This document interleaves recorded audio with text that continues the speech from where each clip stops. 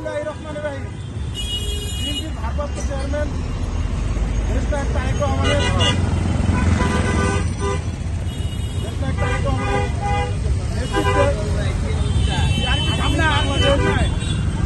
নেতৃত্বে আগামী বাংলাদেশ এগিয়ে যাবে। বিএনপির প্রতিষ্ঠাতা জিয়া রহমানের যে স্বপ্ন বাংলাদেশকে নিয়ে, এই স্বপ্ন তারেক রহমানের নেতৃত্বে সামনে এগিয়ে যাওয়ার ফলে বাংলাদেশের মানুষ সেই স্বপ্ন দেখার বহু আকাঙ্ক্ষা সামনে পূরণ হতে যাচ্ছে।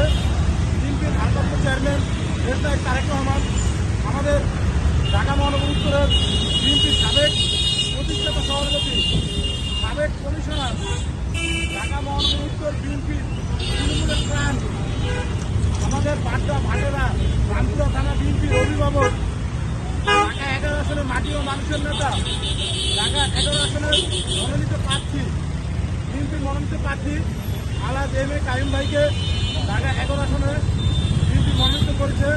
ধানের শীষের আমরা আলাদ এম.এ. কাইম ভাই যাতে আগামী নির্বাচনে ধানের শীষের মার্কাকে কাইম ভাই সাধারণ জনগণ, 11 আসনের সাধারণ মানুষ, বিএনপির তৃণমূলের নেতাকর্মীরা যাতে কাইম ভাইকে বিপুল ভোটে জয়যুক্ত করে আমরা আগামী নির্বাচনে যাতে জয়ী করতে পারি, এই আশা ব্যক্ত করে আমি আমার সংক্ষিপ্ত বক্তব্য শেষ করছি।